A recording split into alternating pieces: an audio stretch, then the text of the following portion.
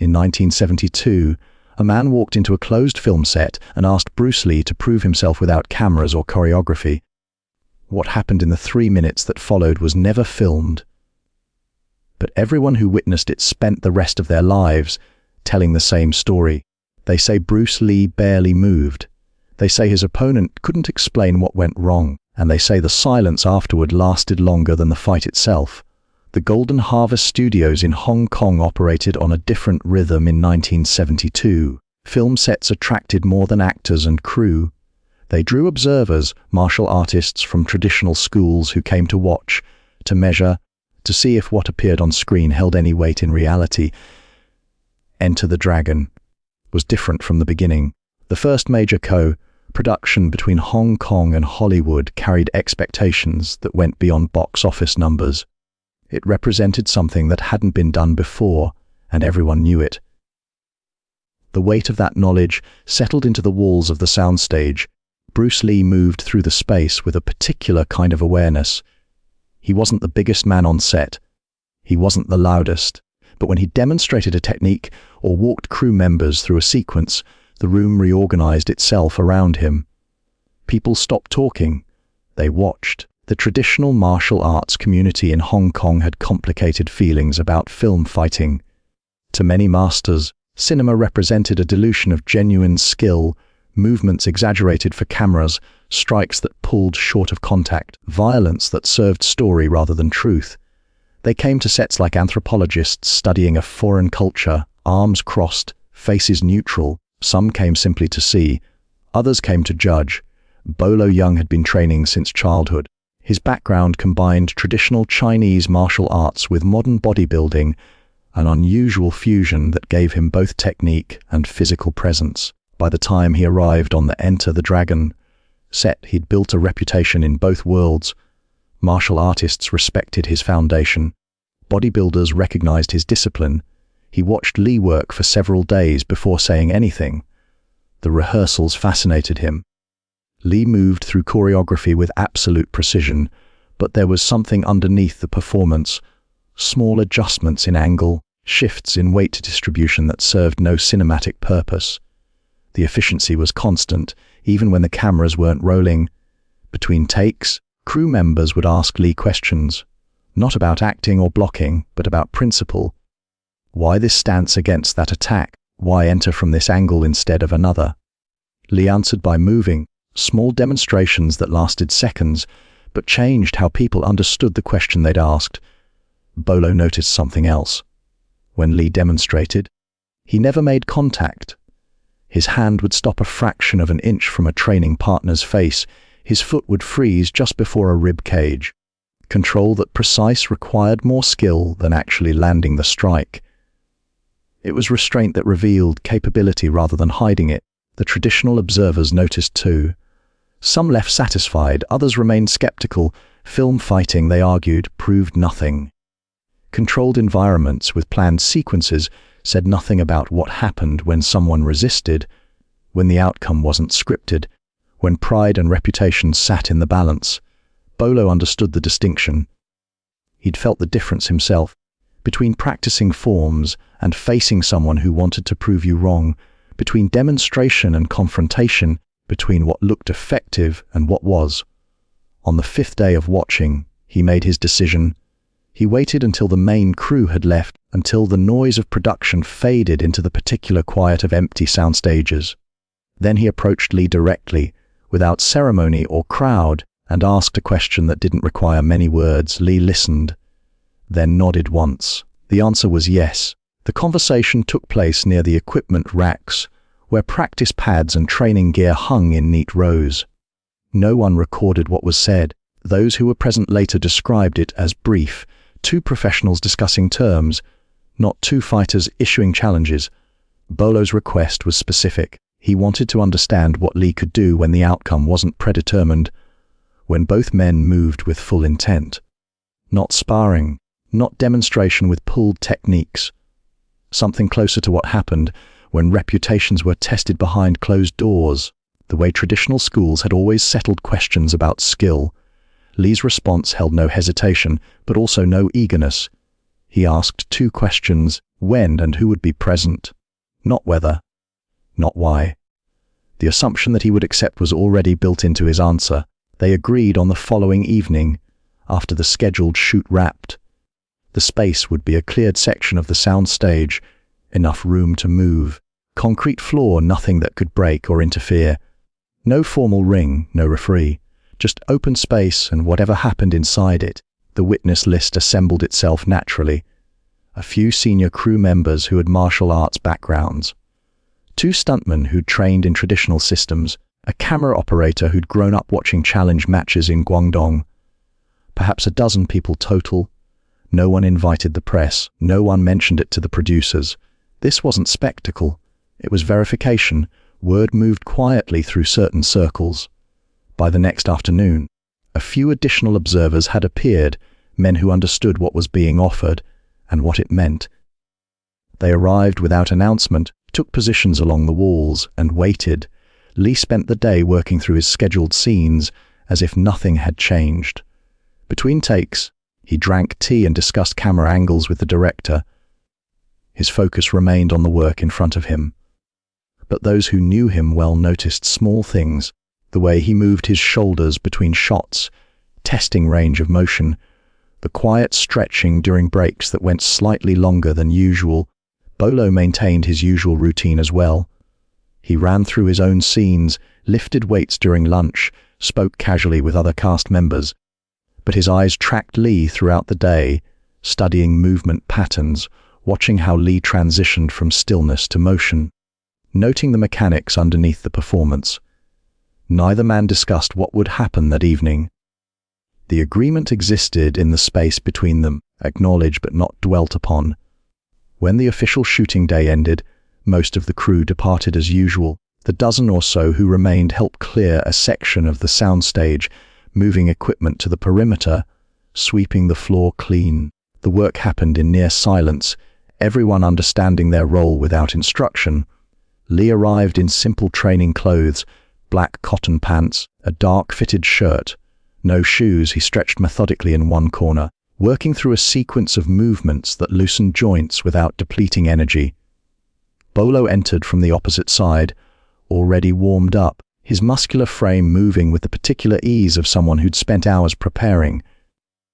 He wore shorts and no shirt, traditional for the bodybuilding world he came from, practical for what was about to happen. The observers formed a loose perimeter, leaving the center empty. No one announced the start. Both men simply stepped forward, and the room understood that what happened next would answer questions that had been forming since the first day of production.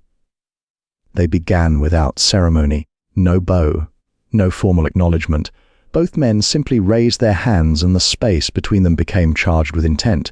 Bolo moved first. His approach came from classical training, structured footwork, weight properly distributed, hands positioned to attack or defend with equal readiness. He closed distance with confidence, testing Lee's response with a direct combination. Fast hands for a man his size. Precise. Lee stepped back, not scrambling, not retreating, simply removing himself from the line of attack by the smallest margin necessary. His hands stayed low, almost casual, but his eyes never left Bolo's centerline. The observers along the wall remained motionless. In traditional challenge matches, the opening exchange usually established hierarchy quickly. Someone landed cleanly, someone gave ground decisively, and the tone was set. But this was different. Lee wasn't engaging. He was collecting information. Bolo pressed forward again, varying his rhythm, mixing levels, a low kick followed by hands, then another combination with different timing. Each technique came from solid foundation, the kind of movement that took years to develop, that worked against most opponents. Lee circled. His feet glided across the concrete without sound, maintaining distance that looked random but wasn't. Every time Bolo committed to an attack, Lee stood just outside its effective range. Not by much, inches, but enough that Bolo's strikes cut through empty air while Lee remained untouched. No one watching could call it running. Lee's posture held no fear, no desperation. He simply wasn't where Bolo's techniques expected him to be. And he offered nothing in return, no counters, no flashy evasions, no demonstrations of superiority, just observation. 30 seconds passed, then 40. Bolo adjusted his strategy, attempting to cut off the ring, to corner Lee against the perimeter of observers. His footwork tightened, his attacks became more measured, more patient. He was thinking now, problem-solving, recognizing that his initial approach wasn't working. Lee allowed himself to be guided toward the edge of the space, then wasn't there when Bolo committed a sidestep, simple, fundamental, but timed with such precision that Bolo's momentum carried him past the position Lee had occupied a fraction of a second earlier. The observers saw something then. Bolo reset his stance slightly harder than necessary. A small tell. Frustration entering the equation, subtle but present. Lee's expression hadn't changed. His breathing remained controlled. His hands stayed in that same deceptively low position, fingers loose, weight balanced on both feet equally. He looked like someone waiting for a bus, not someone in the middle of a full contact match, but his eyes were working, reading Bolo's patterns, cataloging the small habits that every fighter carries, the slight drop of the shoulder before a punch, the weight shift before a kick, the breathing pattern that telegraphed intention. The first minute ended with no strikes landed by the man. No blood, no dramatic exchanges. Just Bolo working harder than he'd expected to work, and Lee waiting for something the observers couldn't yet identify. One of the stuntmen along the wall later described it as watching someone tune an instrument. Lee was making adjustments no one else could hear, preparing for a note only he knew was coming. The change happened so quickly that several observers missed the exact moment it occurred. Lee stopped circling. His feet planted for the first time since the match began, and the subtle shift in his posture signaled something different. No announcement, no visible preparation. Just a decision made and immediately executed. Bolo threw a straight punch, the same technique he'd used successfully dozens of times in the previous minute. But this time Lee stepped inside it, not around, not away, directly into the gap between Bolo's extended arm and his body, closing distance in a way that violated every instinct about self-preservation.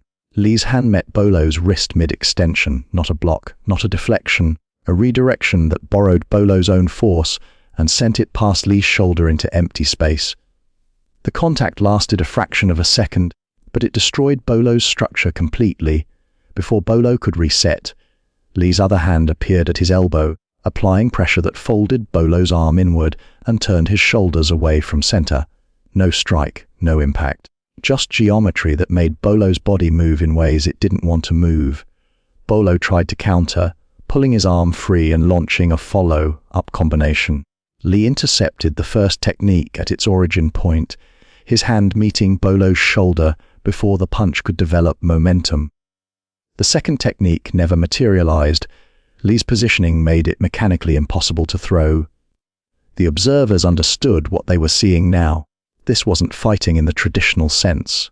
It was problem-solving in real time. Lee had spent the first minute learning Bolo's vocabulary, and now he was removing words from it, one technique at a time. Bolo attempted a kick. Lee's shin met his at the precise angle that killed the power, turning what should have been a devastating strike into an awkward push. Bolo stumbled slightly, caught his balance, and found Lee already repositioned, hands ready but not attacking. The pattern repeated. Each time Bolo initiated, Lee's response arrived earlier in the chain of movement. First at the wrist, then at the elbow, then at the shoulder. Each interception happened closer to the source, cutting off attacks before they could develop. Bolo's breathing changed, heavier now. The physical exertion was part of it, but something else was happening. The psychological weight of throwing techniques that never reached their target, of being controlled without being hit, of realizing that every offensive choice led to the same result. Lee's face remained neutral. He wasn't proving a point. He wasn't humiliating an opponent. He was simply demonstrating a principle that control exercised early required less force than power applied late. 45 seconds into the second minute, Bolo threw a wild combination, abandoning technical precision for raw aggression. Lee slipped the first 3 strikes by millimeters, redirected the fourth into the floor, and stepped behind Bolo's line completely. For one suspended moment, Lee stood at Bolo's back, hands raised but not touching, while Bolo faced the wrong direction. Then Lee stepped away, resetting to neutral distance. The message was clear without being cruel. I could have, but didn't need to. Bolo turned slowly, chest heaving, and something in his eyes had changed. Not defeat, understanding. The third minute began with both men standing in neutral positions, but the dynamic had fundamentally altered. Bolo's hands remained raised, technically ready, but his forward pressure had disappeared. He was no longer attacking. He was responding, reacting, waiting to see what Lee would do. Lee did nothing. He stood with his weight centered, hands open, watching. The stillness was absolute. No feints, no invitations, no demonstrations of dominance. He'd proven what needed proving, and now he simply waited for Bolo to reach the conclusion that the situation required. Bolo threw one more combination. Half speed. Testing rather than committing. Lee's interceptions came even earlier this time, meeting Bolo's intentions before they became movements. A hand appearing where Bolo planned to punch. A foot occupying the space where Bolo intended to kick. It was as if Lee could read the decision before the body executed it. The observers later struggled to explain what happened next. Some said Bolo lowered his hands gradually. Others remembered it as a sudden dropping of guard. But everyone agreed on the essential fact. Bolo stopped himself, no knockout, no submission hold, no technical superiority declared by a referee. Bolo simply stood still, arms lowering to his sides, and made a choice to end what he'd started. Lee's hands came down immediately, not in triumph, not with relief, with the same measured calm he'd maintained throughout. He stepped back 2 paces, creating neutral space between them. For several seconds, neither man moved. The silence in the soundstage was complete. No one along the walls spoke or shifted position. The moment held a weight that everyone present recognized but couldn't articulate. Then Bolo bowed. A small movement from the waist, the traditional acknowledgement of teacher to student or junior to senior. Not the ceremonial bow that began formal matches, the kind that carried genuine respect. Lee returned it, equal depth, equal duration. Bolo's face showed no shame.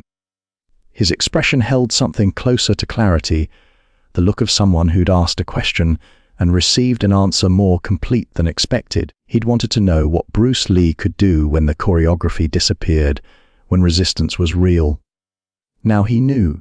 Lee placed a hand briefly on Bolo's shoulder, a gesture of acknowledgement, fighter to fighter. No words accompanied it.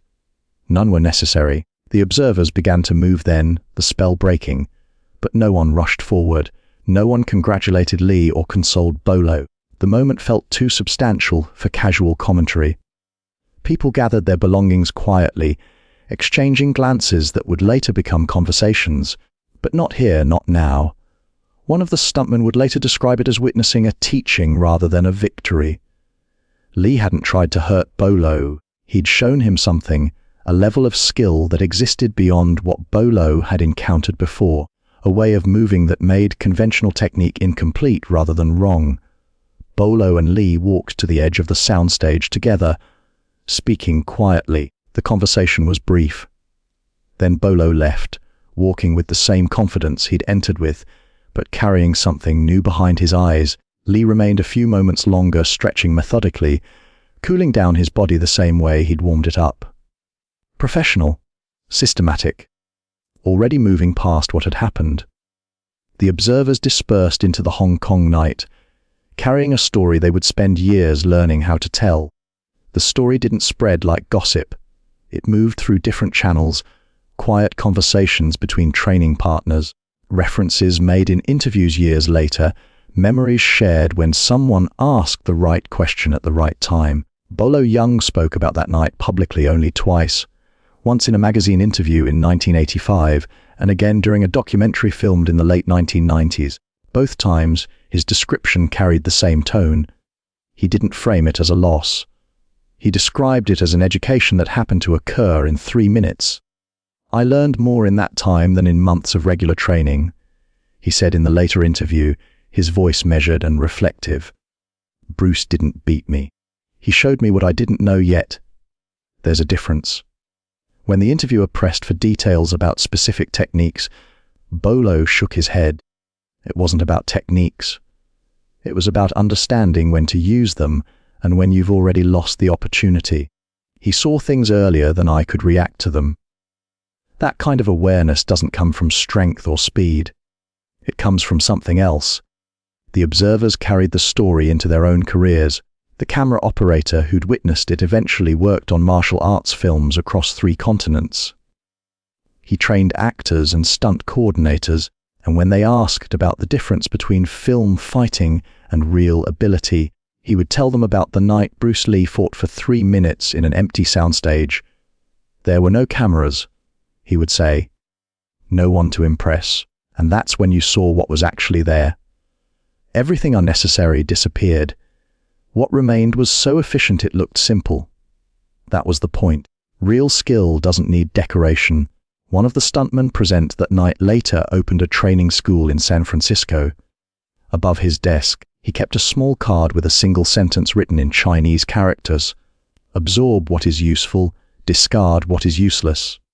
Students would ask about it, and occasionally he would tell them about watching 2 men test each other when the outcome didn't matter to anyone except the 2 people involved. Bolo wasn't weak, he would explain. He was highly skilled. But Bruce operated from different principles. When someone functions on principles you haven't encountered, your technique becomes irrelevant. That's what we witnessed. Not superior strength, superior understanding. The incident became a reference point within certain circles. Not famous, not legendary in the public sense, but known among people who cared about the difference between appearance and reality, between what worked on film and what worked when resistance was genuine. In Hong Kong martial arts schools, the story circulated as a teaching parable. Instructors used it to illustrate the difference between collecting techniques and understanding principles. Some details changed over time, the duration stretched or compressed. The specific techniques varied in different tellings. But the core remained consistent. Bruce Lee had accepted a challenge to prove himself without cameras or choreography. The demonstration lasted 3 minutes. The man who asked the question stopped the match himself, and later spoke about it with respect rather than resentment. Years after Lee's death, Bolo was asked if he'd learned anything that night that he still carried with him. He was silent for a long moment, looking past the camera at something the interviewer couldn't see. I learned that winning and teaching aren't always different things, he said finally, and that the person who can end something but chooses not to has already won before it started. The interview moved on to other topics, but the answer remained, preserved in footage that occasionally surfaces when people search for stories about what Bruce Lee was like when the performance ended and only the truth remained.